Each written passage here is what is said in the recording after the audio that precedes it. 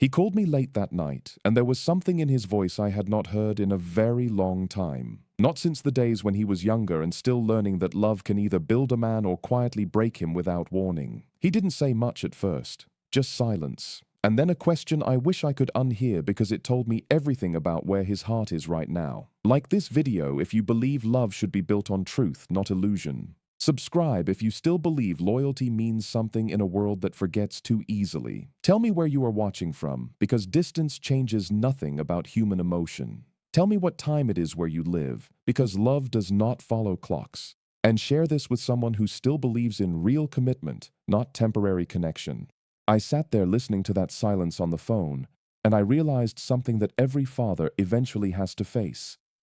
There comes a moment when your child stops asking for protection and starts asking for understanding. And sometimes you are not sure if what they are walking into is love or something dressed like it. That is what worries me now. My son is not a naive man. He has seen success, pressure, responsibility, the weight of expectation that most people never understand. But love is different. Love does not care how intelligent you are. It does not care what you have built or how far you have come. Love only cares whether you are willing to see clearly when your heart is trying to blind you. And I hear things, I notice patterns, I see how relationships form in this world now. Fast, loud, immediate. People do not take time anymore. They take moments and call it destiny. They take attention and call it love. They take admiration and call it commitment. And I wonder, is she seeing him? Or is she seeing what he represents? Have you ever watched someone you love become emotionally invested in something you are not fully convinced is safe for them? Have you ever wanted to speak but held back because you knew the world would call you controlling instead of concerned? That is the position a father lives in when his child grows powerful enough that even caution sounds like interference. She came into his life with certainty. Too much certainty, perhaps, and I have learned over the years that real love does not arrive with certainty about the person. It arrives with curiosity about their soul. It asks questions before it makes promises. It observes before it decides. But when someone walks in already convinced they belong beside you, I begin to wonder what they are truly holding on to. Maybe I am old-fashioned. Maybe the world has changed in ways I have not fully accepted, but I have seen what happens when people fall in love with potential instead of truth. I have seen what happens when admiration turns into expectation, and I have seen what happens when someone realizes too late that they were not loved for who they are, but for what they could provide. My son deserves more than that, not because of who he is in the world, but because of who he is when no one is watching. That version of him, the quiet one, the thinking one, the one who carries too much inside his mind, that is the man who needs to be understood, not managed, not shaped, not strategically held onto. And I asked him once, carefully, without trying to influence him, I asked him what he feels when he is with her. He hesitated. That hesitation told me more than any answer ever could. Because love, real love, does not require rehearsal. It does not require calculation. It flows. It breathes.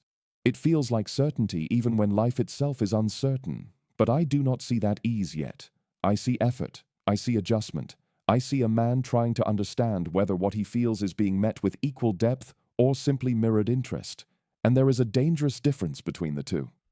Have you ever been in a situation where you were more emotionally invested in understanding someone than they were in understanding you? That imbalance starts quietly, almost beautifully, until one day you realize you are explaining yourself more than you are being accepted. I told him something years ago, something I still believe even now. Love should not feel like negotiation. It should not feel like proving your worth repeatedly to someone who already chose you. It should feel like arrival, not application. But now I watch him carefully, and I wonder if he is entering a chapter where he will have to learn that lesson the hard way. And as a father, there is nothing more painful than recognizing a lesson your child might only fully understand after emotional cost has already been paid. She smiles in the way people smile when they know they are being seen by the world. That is not a criticism, it is an observation. But I have lived long enough to know that public attention changes private intentions more often than people admit.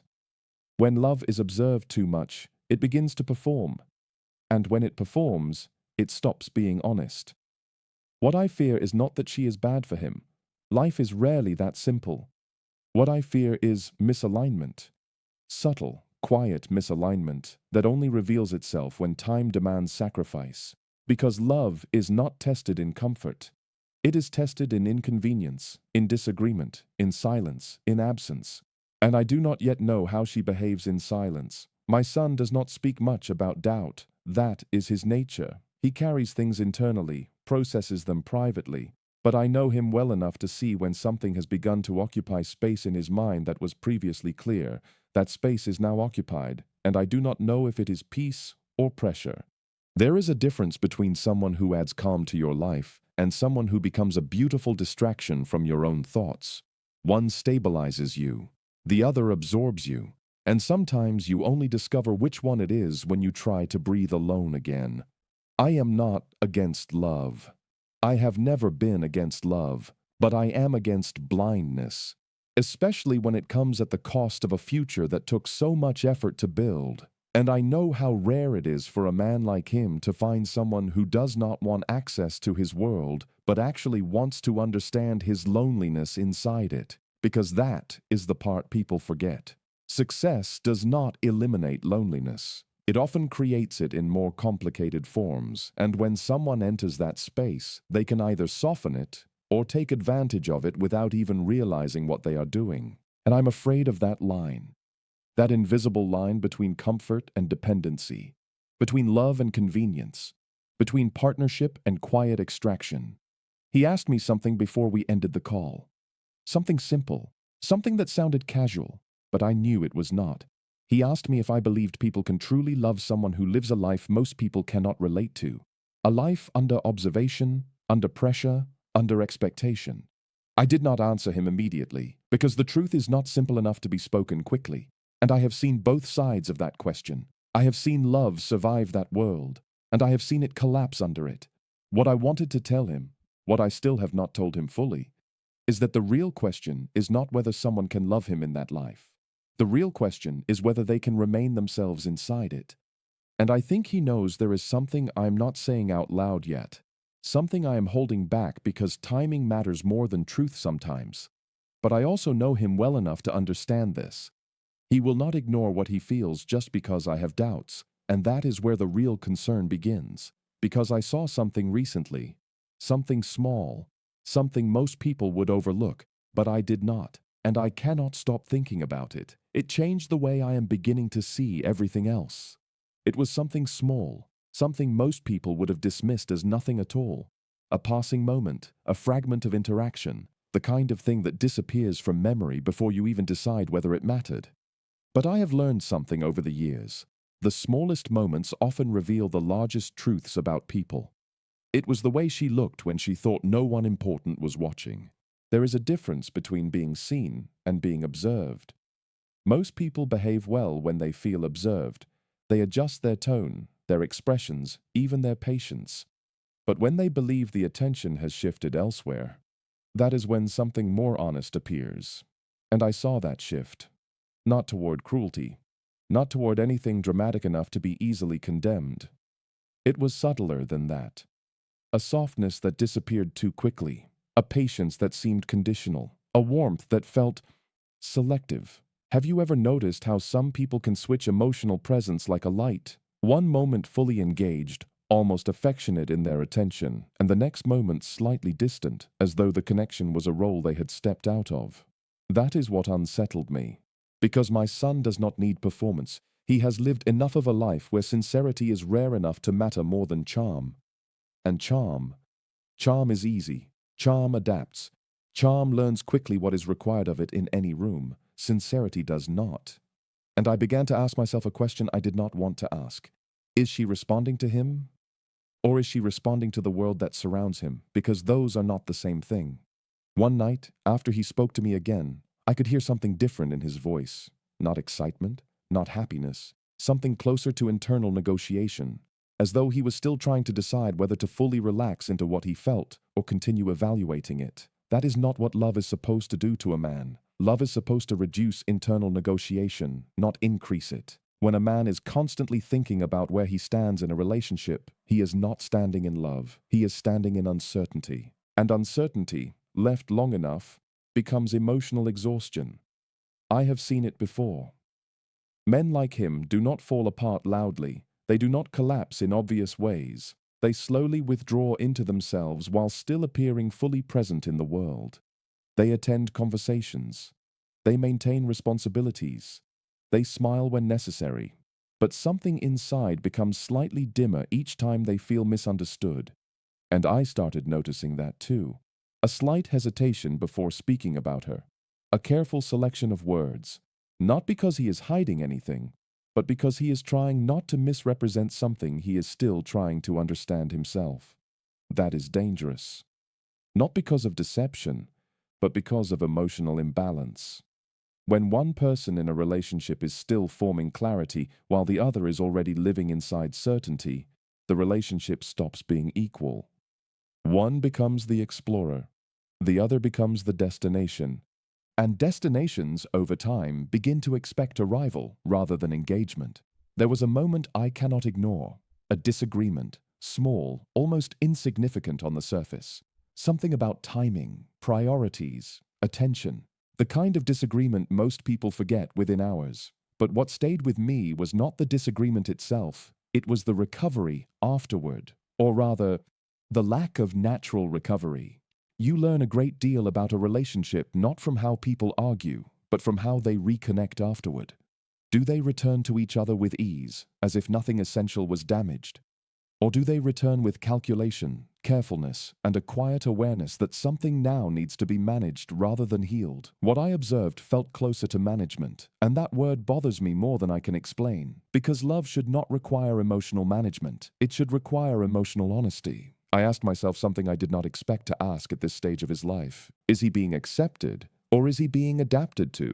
Because there is a difference between someone who loves you as you are and someone who adjusts themselves around your importance. One is grounded in truth. The other is grounded in advantage, even if that advantage is not consciously acknowledged. And I have seen what happens when people unconsciously build their emotional stability around someone else's visibility, influence, or reach. It creates a dependency that looks like affection but behaves like strategy when tested. Have you ever watched someone become slightly more attentive when they are aware of your absence, but not consistently attentive when you are present? That inconsistency tells you everything. Consistency is what reveals intention, and intention is what defines love. Not words, not moments, not promises made in emotional peaks. Intention. What someone continues to choose when there is nothing immediate to gain. I did not say this to him, not yet, because fathers do not always speak when they see something. Sometimes they wait. Sometimes they observe longer than they are comfortable with, because premature truth can damage something that still might be forming correctly. But silence is not absence of thought, and my thoughts have not been silent. I began thinking about marriage, not in the romantic sense that people speak about when they are young, but in the structural sense, the kind of stability that either holds a life together or exposes its weakest points. Marriage is not an extension of love, it is a test of it.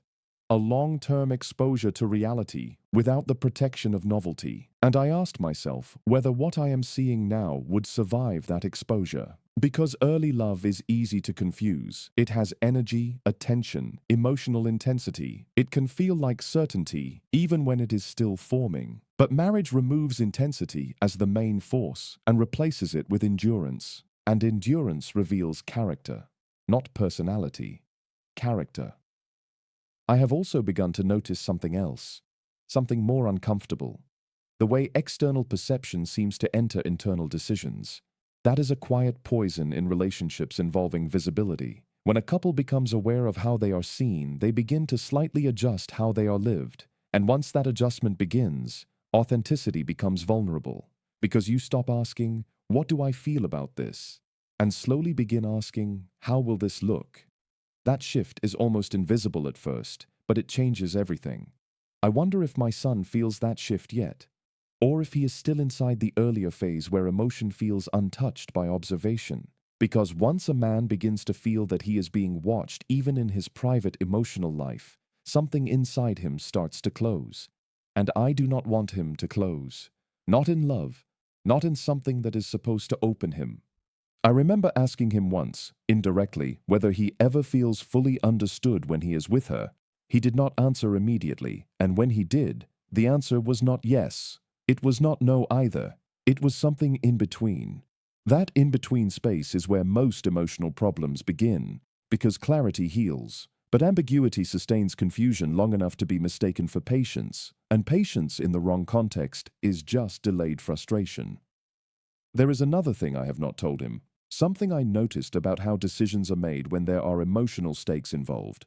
There is a difference between someone who includes you in their future naturally and someone who positions you within their future carefully. One feels like belonging, the other feels like placement, and placement always has conditions attached to it, even when those conditions are not spoken. I saw something else recently, something even more difficult to dismiss. A moment of choice.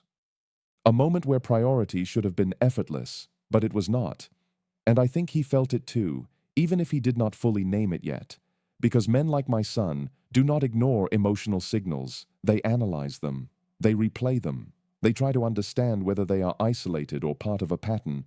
And once a man begins looking for patterns in love, he is already halfway into doubt. I do not want him there, but I also cannot pretend I do not see what I see, because the truth is beginning to form in a way that is no longer subtle. And I fear the moment when he will have to decide whether what he is feeling is love as it is, or love as it is becoming. And what I have not told him yet, what I am still holding back because I am not certain he is ready to hear it, is that I have begun to wonder whether this relationship is moving toward union, or toward something far more complicated than either of them currently understand. And the reason I cannot ignore that thought anymore is because of what I saw next. I kept thinking I would find a simple explanation for what I saw next, a misunderstanding I could quietly dismiss in my mind so I would not have to carry the weight of it. But life does not always offer fathers the comfort of simple explanations when it comes to their children's hearts. It happened during a moment that should have been ordinary, nothing dramatic, nothing that would make sense to an outside observer as something worth remembering. But I remember it because of the silence it created in me afterward. There was a decision that had to be made, not a life-changing one on paper, not something that would be written into headlines or spoken about publicly, but emotionally, it carried weight. It required instinct. It required choosing without hesitation where attention and priority naturally belong when love is real. And I saw hesitation, not confusion, not misunderstanding, hesitation. That pause is not neutral. People like to believe pauses are harmless, that they simply represent thoughtfulness. But in emotional reality, hesitation reveals hierarchy. It reveals what the mind is still calculating before it commits the heart. And my son noticed it too. I saw it in him before he ever said a word. That quiet recalibration men do when they begin to reassess something they once assumed was stable. He did not react immediately. That is not his way. He internalizes first, he tries to understand second, he questions himself before he questions others. That is both his strength and his vulnerability. Have you ever watched someone you love begin to quietly step back inside their own mind while still standing right beside the person they care about? That distance is not physical, it is internal, and it is often the beginning of emotional separation long before anyone admits it. I did not interfere. I have learned that interference in love is dangerous. It can distort perception. It can turn private uncertainty into public defensiveness. So I stayed where I always stay now, in observation. But observation is not passive when you are a father. It is heavy, because I began to connect something I had seen before with something I was now seeing again. Patterns do not repeat exactly in life, but they echo. And when you have lived long enough, you begin to recognize emotional echoes, even when the faces have changed. There was a shift in him after that moment. Subtle, but real. A man does not need to speak to begin distancing himself emotionally. He only needs to start withholding his inner certainty. And once that withholding begins, even the smallest interactions start to feel slightly different. He became more measured, not colder, more careful. Carefulness is not always a good sign in love. It often means the natural flow of expression is being interrupted by thought. And thought, in love, is not always your ally. Because love is supposed to feel like recognition, not calculation. I found myself thinking about something I have always believed, something I do not say often because people misunderstand it. The right relationship does not make you question your value. It clarifies it. It does not make you wonder where you stand repeatedly. It makes you feel where you stand without needing confirmation. But what I am seeing now feels like a man who is slowly becoming aware of where he stands only after moments of emotional recalibration. And that is not stability, that is emotional uncertainty disguised as engagement. And I began asking myself a question I did not want to ask so directly. Is he being met? Or is he being measured? Because there is a difference. Being met means someone is emotionally present with you in real time, responding to your existence as it unfolds. Being measured means someone is quietly assessing how your presence fits into their emotional or practical expectations. One is love. The other is evaluation. And evaluation always has limits. There was something else that stayed with me from that moment, something I cannot ignore. The way his silence changed afterward. Silence is not empty in men like him. It is active. It processes. It reorganizes thoughts. It builds internal frameworks for understanding emotional confusion. And I could see him building something. That worries me more than emotional conflict itself. Because when a man begins to construct internal explanations for emotional inconsistency, he stops relying on shared reality and starts relying on private interpretation. And private interpretation, if left unchecked, becomes distance. I asked myself whether I should finally speak openly with him. Not as a critic, not as a man trying to control his choices, but as a father who has seen what happens when emotional foundations are slightly misaligned at the beginning. Because marriage does not fix misalignment, it amplifies it. Time does not correct emotional gaps, it exposes them. And I have seen enough relationships in my life to understand that the early phase of love is not the true test. The true test begins when life becomes inconvenient, when attention is divided, when external pressures enter, when emotions are not convenient to maintain but necessary to sustain. That is when truth appears. And I do not yet know what truth will appear in his case, but I know something is forming, and I know it is not fully settled. What I have not told him yet, what I have been holding back because I am still trying to understand whether it is instinct or insight, is that I saw something in her reaction during that same moment that did not align with what I would expect from someone who is emotionally anchored. It was not rejection. It was not acceptance. It was something more complicated, something that suggested awareness of outcome rather than participation in it. And that is the detail I cannot forget, because it changes the interpretation of everything else. And now I find myself in a position I never wanted to be in as a father, not choosing for him, not deciding for him, but watching closely enough to recognize that sometimes love does not end because people stop caring. It ends because they were never standing in the same emotional place to begin with. And the hardest truth I may have to tell him is still ahead of me. But I have not told him everything yet. Because what I discovered after that moment is something I still do not fully know how to say out loud. I keep replaying that last silence between us, because that is where most truths hide. Not in what is said, but in what is avoided. My son didn't need me to lecture him. He needed me to see what he is slowly beginning to feel, but has not yet admitted to himself. That is the difficult position a father reaches at times like this. You are no longer shaping decisions. You are witnessing their consequences before they fully arrive. There is something I want him to understand, something I wish I had understood more clearly when I was younger. Love does not fail loudly. It does not announce its departure with clarity or warning. It slowly changes texture. It becomes less certain, less effortless, less emotionally safe. And by the time you realize it has shifted, you are already trying to interpret something that used to be instinctive. If you have ever been in love, truly in love, you will know what I mean when I say it should not constantly make you question where you stand. It should not require emotional translation every week. It should not feel like you are repeatedly proving your place in someone's heart. Real love feels like continuity, even through disagreement. Not perfection, but stability in intention.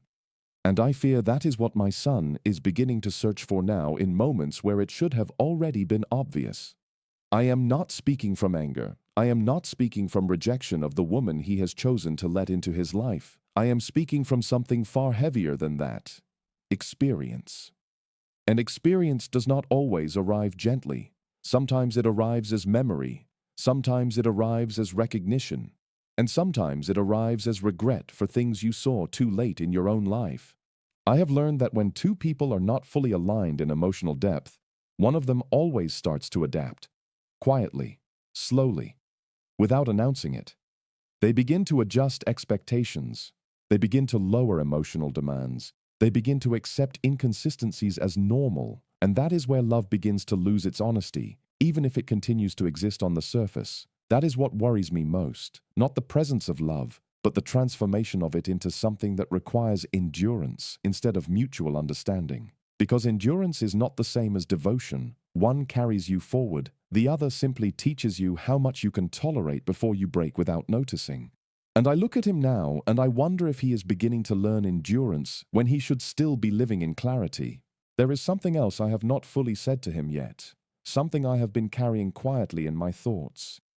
I have seen how people behave when they are not fully emotionally rooted in the person standing beside them. There is a subtle inconsistency, a shift in presence, a difference between being there and being invested. And once you see it, you cannot unsee it. It does not mean the person is unkind. It does not mean they are malicious. It simply means their emotional center is not fully anchored in the same place. And when that happens in a relationship like his, where life itself is already intense and exposed, even small misalignments become amplified over time. I do not want him to confuse attention with attachment. I do not want him to confuse familiarity with commitment. And I certainly do not want him to confuse admiration with love. Because those things can overlap at the beginning, but they separate very quickly under pressure. What I need him to understand, if I ever find the right moment to say it fully, is that love is not proven in how it begins. It is proven in how it holds when nothing is convenient anymore, when admiration fades into routine, when presence becomes responsibility, when emotional effort is no longer optional.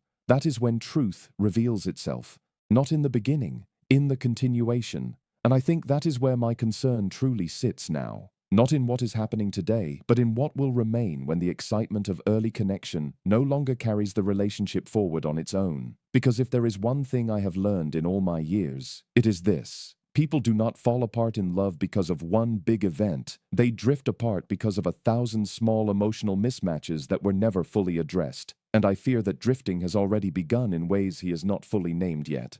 So I will not rush him. I will not try to take this moment away from him. Every man must eventually face the truth of his own emotional choices without interference. But I will stay aware. I will stay attentive. And if the time comes when he needs to hear something he is not yet ready to accept, I will not hesitate to speak it with honesty, even if it is uncomfortable. Because that is what a father owes his son. Not control, not direction, but truth, delivered at the moment when silence becomes more dangerous than honesty. And maybe one day he will understand that everything I said was never about suspicion. It was about protection. The kind of protection that does not interfere with love, but refuses to let love become blindness. And if there is one final thing I want him to carry forward from everything I have said, it is this. Choose the person who remains emotionally consistent when life stops being easy, because that is where forever is either built or quietly lost without anyone noticing. And I will leave him with that thought, even if he does not fully accept it yet, because I know something he may only understand years from now. That some warnings do not come to stop your path. They come to make sure you recognize it when you are finally ready to see it clearly.